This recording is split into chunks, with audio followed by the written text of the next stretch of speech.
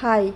இன்றைக்கி ரொம்ப ஈஸியாக ரொம்ப சாஃப்டாக நூல் நூலாக வர்ற மாதிரி இடியாப்பம் செய்யலாம் வாங்க.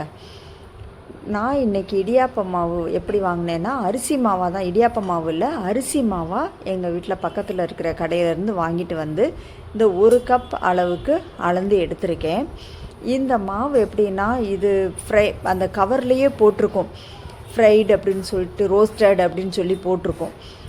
அதை பார்த்து நீங்கள் வாங்கிக்கோங்க. ரோஸ்டட் அப்படின்னு போட்டிருந்தது அப்படின்னா நீங்கள் வறுக்க தேவையில்லை. எனக்கு நான் வாங்கின அரிசி மாவில் அந்த மாதிரி போடலை, அதனால் நான் லேசாக வறுத்துக்கிறேன். இதை வறுக்கிறதுலேயும் ஒரு பக்குவம் இருக்குது. எப்படி அப்படின்னா, சிம்லேயே மிதமான சூட்டில் தான் நம்ம இதை வறுக்கணும். மாவு ரொம்ப சூடாயிடக்கூடாது, கலர் மாறிடக்கூடாது. மாவை நீங்கள் தொட்டு பார்த்தீங்க அப்படின்னா கை பொறுக்கிற சூடுன்னு சொல்லுவோம்ல, அந்த அளவுக்கு தான் இருக்கணும். ரொம்ப சூடு ஏறிடக்கூடாது. லேசாக சூடு வந்தால் போதும். அந்த அளவுக்கு லேசாக நம்ம வறுத்துக்கிட்டால் போதும். ஒவ்வொரு விஷயத்துலேயும் ஒரு பக்குவத்தோடு செஞ்சோம் அப்படின்னா அது கண்டிப்பாக அந்த நம்ம செய்கிற அந்த சாப்பாடு டிஷ்ஷு எதுவாக இருக்கட்டும், நல்லா நம்ம எப்படி எதிர்பார்க்குறோமோ அந்த மாதிரி நல்ல ரிசல்ட்டு நமக்கு கிடைக்கும். இதை நம்ம லேசாக நம்ம வறுத்துக்கணும். இடியாப்ப மாவு அப்படின்னு வாங்கினீங்க அப்படின்னா அது நம்ம இந்த மாதிரி வறுக்கணும்னு அவசியம் கிடையாது. நான் அரிசி மாவாக வாங்கினதுனால அது ரோஸ்டடு கிடையாது, அதனால் நான் லேசாக வறுத்துக்கிறேன். இது ரெடிமேடாகவே மாவு விற்கிதில்ல, நம்ம அப்படியும் வாங்கிக்கலாம். இல்லைன்னா பச்சரிசி வாங்கி கழுவி வெயிலில் காய வச்சு நல்லா காஞ்ச பிறகு மிஷினில் கொடுத்து அரைச்சி சலித்து எடுத்து வச்சு அதுலேயும் கூட நம்ம அந்த மாதிரியும் பண்ணிக்கலாம். நான் கடையில் தான் இன்றைக்கி மாவு வாங்கி செஞ்சிட்ருக்கேன்.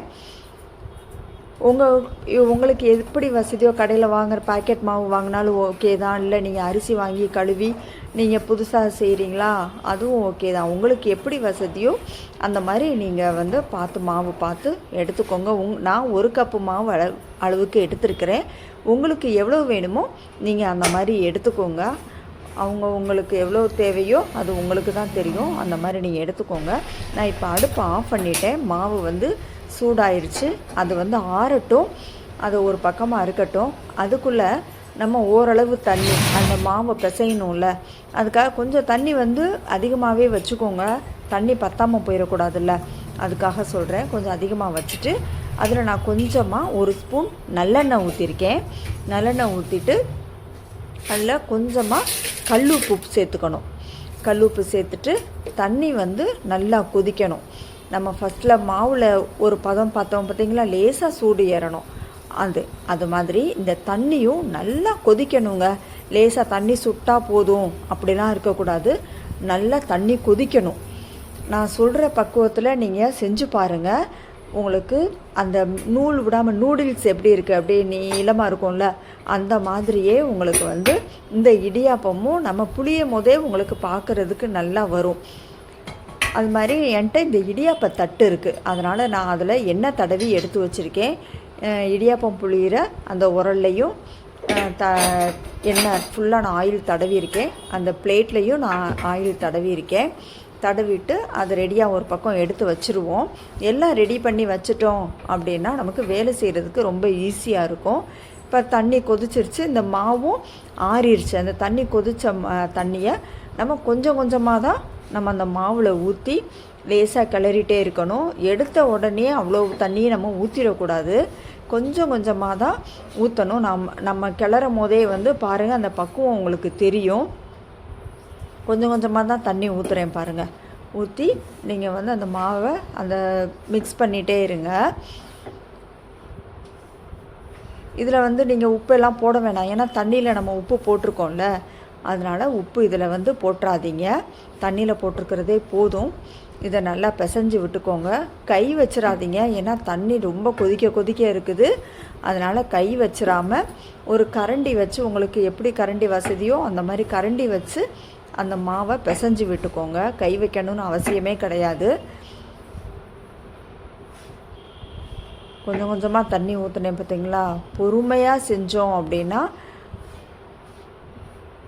எல்லா விஷயமுமே நமக்கு நல்ல விதமாக தான் வரும். ஒரு இன்ட்ரெஸ்ட்டோட ஆர்வத்தோடு நம்ம செஞ்சு அதை அன்போடு நம்ம பரிமாறும் போது வயிறு மட்டும் இல்லைங்க, மனசும் நிறையுங்க. அதனால் இந்த மாதிரி நீங்கள் உங்கள் வீட்டில் உள்ளவங்களுக்கு பொறுமையோடு செஞ்சு நீங்கள் கொடுத்து பாருங்கள்.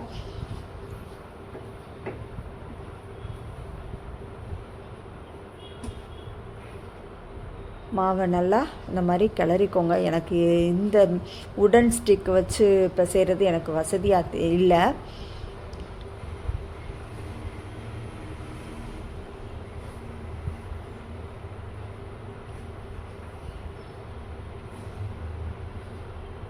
தண்ணியை ஒரே தடவையில் ஊற்றிடாதீங்க. கொஞ்சம் கொஞ்சமாக ஊற்றி பிசையும் போது தான் அந்த பதம் வர்றது நமக்கு தெரியும்.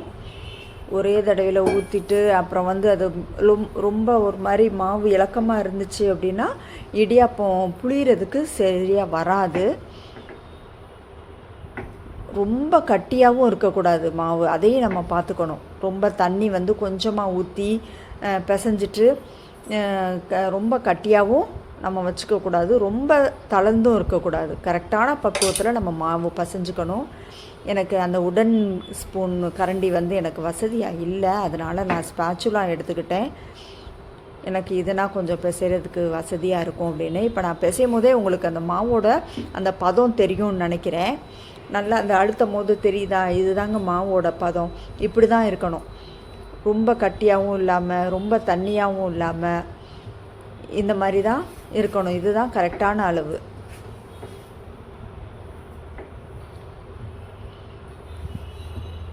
இப்போ கூட மாவு கொஞ்சம் சூடாக தான் இருக்குது. நம்ம வந்து அந்த மாவு சூடாக இருக்குல்ல, அந்த சூடாக இருக்கும் போதே நம்ம அந்த அச்சில் வச்சு இடியாப்பம் புளிருவோம்ல, அந்த அச்சில் நம்ம வச்சு புளிஞ்சோம் அப்படின்னா அதுவும் நல்லா வரும்.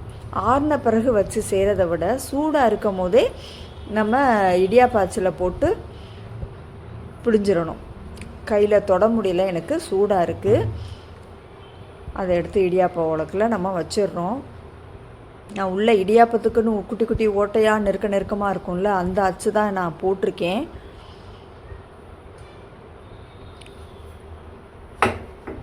எனக்கு கரெக்டாக வந்து அதில் ஃபுல்லாக வச்சுட்டு இன்னும் ஒரு தடவைக்கு வரும்னு நினைக்கிறேன். 2 தடவை செய்கிற மாதிரி இருக்கும்.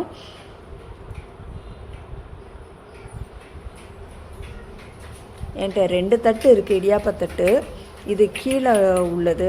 மேலே உள்ளதை வச்சோன்னா மூடி, அந்த இட்லி பாத்திரம் மூடி வந்து மூட முடியலை, தட்டுது. அதனால் இந்த ஒரு தட்டிலையே வச்சு தான் நான் 2 தடவையாக ஊற்றி நான் எடுத்துக்க போகிறேன். அது புளியும் போது பார்த்திங்களா எவ்வளோ அழகாக உங்களுக்கு கேமராவில் நல்லா தெரியுதுன்னு நினைக்கிறேன். அது அப்படியே கண்டினியூஸாக விழுகுது பாருங்கள், எங்கேயுமே கேப்பே இல்லாமல் கட் ஆகாமல் அது தொடர்ந்து விழுகுது பாருங்கள். இதுதான் சரியான பக்குவம். நீங்கள் ஹோட்டல்லாம் நம்ம வாங்கி சாப்பிட்றோம்ல, வெளியில் கடைகளில் வாங்கி சாப்பிட்றோம்ல, அந்த அளவுக்கு சாஃப்டாக சூப்பராக வருவாங்க பாருங்கள். கையில் ஒட்டவே இல்லை, எடுத்து அப்படி விட்டோன்னா லேசாக விழுந்துடும், கையில் ஒட்டவே ஒட்டாது. ஏன்னா நம்ம எண்ணெய் வேறு ஊற்றிருக்கோம்ல அந்த தண்ணியில், அதனால் எவ்வளோ அழகாக வந்திருக்கு பாருங்கள், நூடுல்ஸ் மாதிரி. அவ்வளோதாங்க, ரொம்ப ஈஸியான வேலை தான். இதை அப்படியே நம்ம இட்லி பாத்திரத்தில் வச்சு ஒரு 10 நிமிஷம் போதும். ஏன்னா அது லேசாக தானே இருக்குது. ஏற்கனவே மாவு வறுத்த மாவு வேறு, சுடுதண்ணி வேறு ஊற்றி தான் பிசைஞ்சிருக்கோம். அப்படின்னும் போது இது ரொம்ப நேரம் வேக வைக்கணும் அவசியம் கிடையாது. 10 நிமிஷம் நம்ம வச்சு எடுத்துட்டோம்னா சூப்பரான இடியாப்பம் ரெடி ஆயிரும். ரொம்ப இது வந்து கலரும் அது மாதிரி ரொம்ப வெள்ளையாக இருக்கும், சாஃப்டாக இருக்கும். இதில் தேங்காய் பால் ஊற்றி சாப்பிடும் போது ரொம்ப சூப்பராக இருக்கும். தேங்காய் பாலோட கொஞ்சோட தேங்காய் துருவலும் நம்ம இதோட சேர்த்து ஜீனி போட்டு சாப்பிட்டோம்னா இன்னும் சூப்பராக இருக்கும். நீங்கள் அந்த மாதிரி உங்களுக்கு எப்படி விருப்பமோ நீங்கள் அந்த மாதிரி சாப்பிடுங்க. தேங்காய் பால் ஜீனி மட்டும் இல்லாமல் தேங்காய் துருவலும் சேர்த்து போட்டு இது சாப்பிட்டு பாருங்கள், ரொம்ப அருமையாக இருக்கும். நான் 2வது தட்டில் நான் புளியிறேன், அதுலேயும் பாருங்கள். ஏன்னா மாவு இன்னும் சூடு இருக்குது, ஆறலை, சூட்டோடு தான் நான் புளிஞ்சிட்ருக்கேன். அங்கே பாருங்கள் எவ்வளோ அழகாக நூல் மாதிரி இருக்குது பாருங்கள், ரொம்ப அழகாக, எவ்வளோ பார்க்கவே எவ்வளோ நல்லா இருக்குது பாருங்கள். கலரும் வெள்ளையாக எப்படி இருக்குது பாருங்கள். அதனால் மாவை வந்து நீங்கள் லேசாக, அதாவது ரோஸ்டடு மாவு இல்லை அப்படின்னா நீங்கள் வந்து வறுத்து செய்யுங்க. ரோஸ்டட்னு போட்டிருந்ததுன்னா வறுக்க வேண்டியதில்லை, நீங்கள் அப்படியே செய்யலாம்.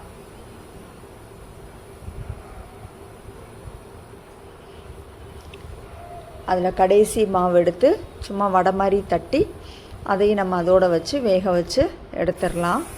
இப்போ நான் 2வது தட்டு வச்சுட்டேன். அந்த 1 கப்பு மாவுக்கு எனக்கு 2 தடவை ஊற்றுற மாதிரி வந்துச்சு. அது வேகிறதுக்குள்ளே தேங்காய் பால் எடுத்துடலாம். 2வது இது வச்சுருக்கோம்ல, அது வெந்து 10 நிமிஷம் ஆகும்ல, அதுக்குள்ளே தேங்காய் பால் எடுத்து அரைச்சிடலாம். நான் தேங்காய் வந்து கட் பண்ணி மிக்சியில் போட்டு அதை தண்ணி ஊற்றி அரைச்சி நான் தேங்காய் பால் எடுக்கிறேன்.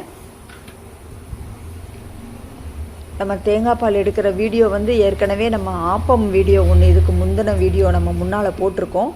அதில் தேங்காய் பால் எடுக்கிறது ஃபுல் வீடியோவும் நான் போட்டிருக்கேன். தேவைப்பட்டதுன்னா நீங்கள் அந்த வீடியோவில் நீங்கள் பார்த்துக்கோங்க, செக் பண்ணி பார்த்துக்கோங்க.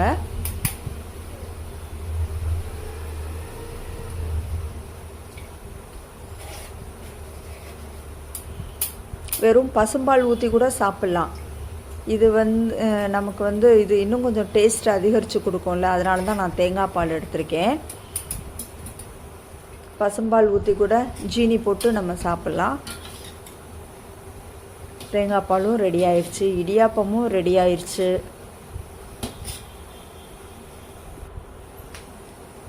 உங்கள் வீட்டில் நீங்கள் இந்த மாதிரி செஞ்சு பாருங்கள், எப்படி வந்துச்சு அப்படின்றது எனக்கு கமெண்ட்டில் சொல்லுங்கள். ஒரு சில பேர் சொல்லுவாங்க, எனக்கு இடியாப்பம் எத்தனை தடவை செஞ்சாலும் சரியாக வரமாட்டேங்குது, அந்த கரெக்டாக நூல் மாதிரி வரமாட்டேது, இல்லைன்னா ஹார்டாயிடுச்சு அப்படின்னு சொல்லுவாங்க. இது வந்து கரெக்டான சரியான பக்குவத்தில் நம்ம தண்ணி நல்லா கொதிக்க வைக்கணும், அதில் கொஞ்சோண்டு எண்ணெய் ஊற்றிக்கணும், மாவு லேசாக வறுத்துக்கணும். இந்த மாதிரி எல்லாமே நம்ம வந்து ஒவ்வொரு பக்குவத்து மாவு தண்ணி ஊற்றி பிசைகிறதும் எல்லாமே கரெக்டான பக்குவத்தில் நம்ம செஞ்சோம் அப்படின்னா இடியாப்பம் வந்து சூப்பராக வரும். கடைகளில் இல்லைங்க, நம்ம வீட்டிலையே சூப்பராக நம்ம இந்த மாதிரி செய்யலாம். ஓகே, எங்கள் வீட்டில் இடியாப்பம் ரெடி ஆயிடுச்சு. பாருங்கள் எவ்வளோ அழகாக இருக்குன்னு பாருங்கள். நீங்கள் இந்த மாதிரி தட்டு இல்லை அப்படின்னா இட்லி தட்டில் கூட நீங்கள் அந்த ஒவ்வொரு குழியிலையும் நீங்கள் தனித்தனியாக ஊற்றி கூட நீங்கள் வச்சுக்கலாம். என்கிட்ட இந்த பிளேட் இருந்ததுனால நான் இதில் போட்டு வச்சுருக்கேன். உங்கள் வீட்டில் எப்படி இருக்கோ நீங்கள் அந்த மாதிரி பண்ணிக்கோங்க. இடியாப்பம் வச்சு ஜீனி போட்டு தேங்காய் பால் ஊற்றி நான் வந்து சாப்பிட ரெடி ஆகிட்டேன். நீங்களும் வாங்க சாப்பிட்லாம். சூப்பரான சுவையான இடியாப்பம் ரெடி, சாஃப்டான இடியாப்பம் ரெடி. நீங்களும் உங்கள் வீட்டில் செஞ்சு பார்த்துட்டு எனக்கு எப்படி இருந்தது அப்படின்னு உங்களுடைய ஃபீட்பேக் வந்து எனக்கு கமெண்ட்ஸில் சொல்லுங்கள். இதுபோல் இனி அடுத்த வீடியோவில் நம்ம பார்ப்போம். உங்களுக்கு என்ன டிஷ் வேணுமோ சொல்லுங்கள், அதையும் நான் செஞ்சு போட ட்ரை பண்ணுறேன். ஓகே, தேங்க்யூ, பாய்.